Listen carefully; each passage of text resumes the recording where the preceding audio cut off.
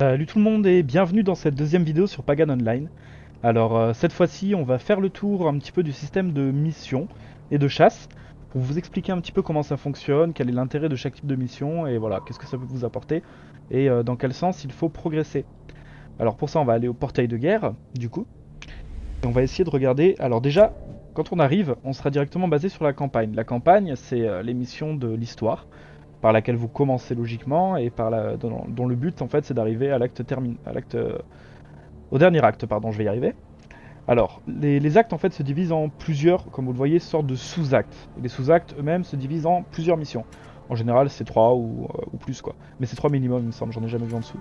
Et donc l'idée en fait c'est que dans les missions, vous aurez du coup la première mission classique, avec on avance, on avance, on avance, on arrive à la fin, un petit boss de fin. Pareil pour le second. Le dernier, il y aura un boss un peu plus important à la fin.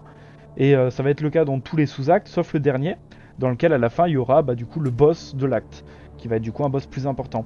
Sachant que celui du premier acte, vous verrez, il est plutôt tranquille, et celui du deuxième, il demande une certaine stratégie, je vous ferai une vidéo à son sujet, je pense.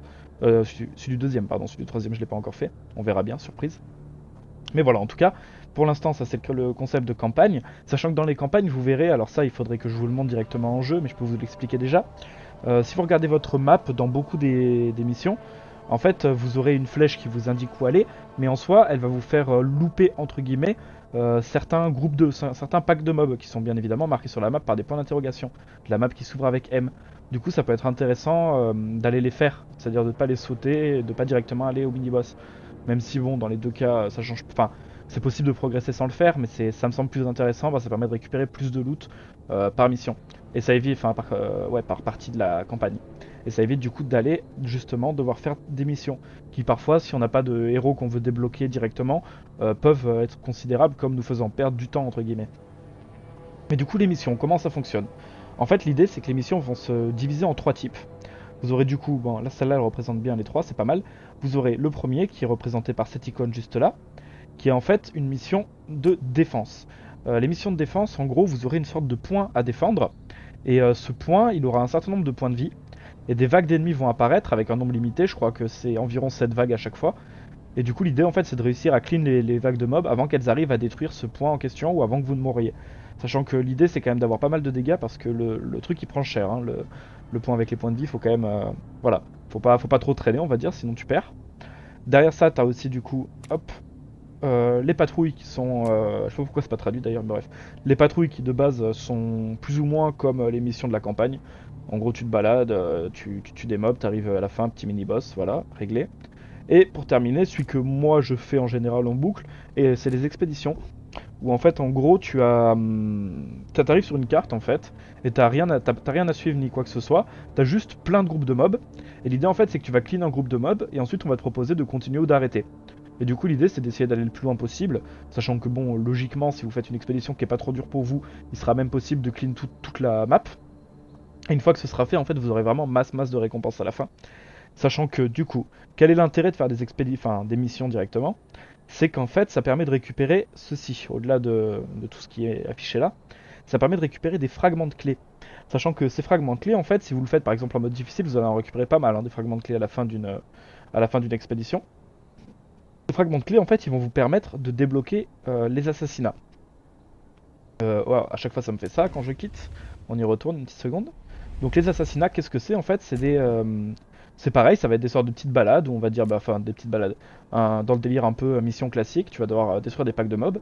Et à la fin, tu arrives contre une sorte, pas de boss, mais un mob élite qui en fait va te permettre de récupérer certaines choses en particulier. Et c'est pas précisé dans les récompenses, et ça, je trouve c'est un peu bizarre. Mais en gros, l'idée c'est que ça va te permettre de récupérer des fragments d'un héros en particulier. Et pas en petite quantité, hein, c'est-à-dire que tu vas en récupérer entre 15 et 30, en fonction enfin, voire 45 en fonction des difficultés que tu fais pour ton héros, pour le héros que tu veux débloquer, ou si tu veux débloquer des skins pour ton héros. Et c'est quand même pas mal quoi, donc l'idée c'est vraiment ça. Et ce qui est pas mal aussi, c'est que tu récupères aussi des fragments de clés pour pouvoir recommencer. Donc en fait, moi si je me souviens bien, pour débloquer mon héros là, j'avais fait une expédition au complet, j'avais débloqué de quoi faire 3 clés.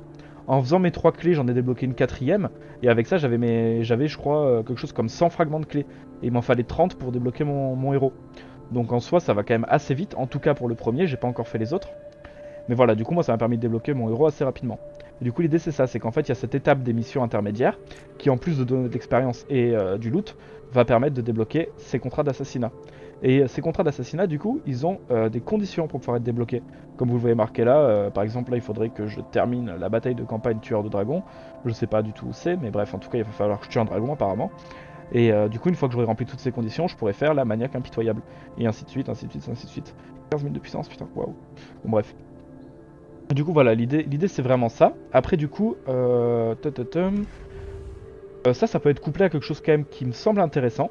Parce qu'en fait, je vous ai pas encore parlé du système de pack. Mais si vous avez commencé le jeu, ça aurait dû vous sauter aux yeux. En fait, le système de pack, l'idée c'est que tu vas avoir, comme là tu le vois, terminer l'objectif pour obtenir, il faut que je fasse 3 batailles et je débloque ce pack de cartes. Ils appellent ça des cartes, mais en fait c'est plus des sortes de packs de ressources qu'on te donne. Sachant que dans les packs de cartes en général, enfin 4 cartes je sais plus, mais les ceux de 5 packs, de 5 cartes, tu vas avoir 3 ressources violettes et 2 ressources bleues.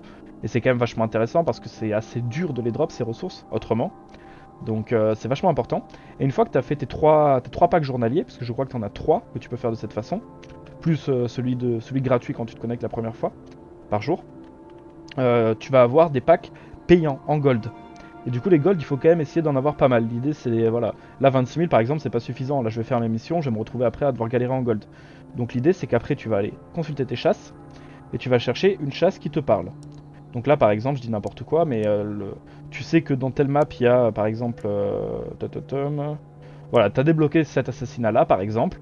Tu vois qu'il y a 7500 gold à se faire, t'as la clé, tu te dis bah allez go j'accepte, je vais aller tuer le noble démembré, je sais pas où c'est mais voilà. Et du coup derrière tu récupères ces golds qui vont te permettre de débloquer tes packs de cartes. Et grâce à ça tu vas pouvoir améliorer tes sorts et améliorer ton équipement, mais tout ça j'en parlerai dans une vidéo qui sortira prochainement. Quand j'aurai de quoi craft etc. Et du coup voilà. Et l'idée c'est vraiment d'essayer de toujours optimiser, enfin d'optimiser. Euh, je dis n'importe quoi, mais on arrive par exemple dans une. Tu commences une map, tu vois que. Bah. Les scélérats, je sais pas à quoi ça ressemble, ça le problème. Mais bref, voilà, 100 araignées par exemple. T'arrives dans une zone, tu fais une mission, tu vois qu'il y a plein d'araignées. Bah tu te dis, bah allez, je vais faire un petit tour au tableau de chasse. Tu regardes, tu vois qu'il y a cette mission pour tuer 100 araignées. T'en profites, tu la prends, ça te coûte rien, ça te rapporte 5000 gold à la fin. Franchement, c'est intéressant. Après, je trouve que les récompenses sont pas assez élevées pour ce que ça demande. Parce que.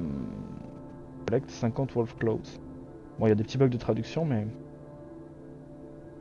Je regarde juste un petit truc, est-ce que c'est marqué quelque part? Non, on nous précise même pas où est-ce que ça se trouve, il n'y a pas de bestiaire ou quoi que ce soit. Donc ça, je trouve que ça mérite amélioration.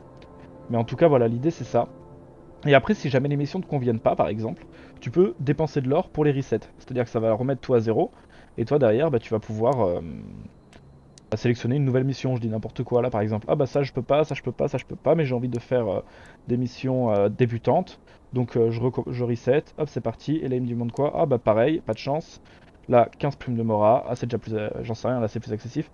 15 ennemis imposants. Ah bah ça, j'accepte par exemple parce que voilà, ça va aller vite. Et franchement, ça se fait quoi.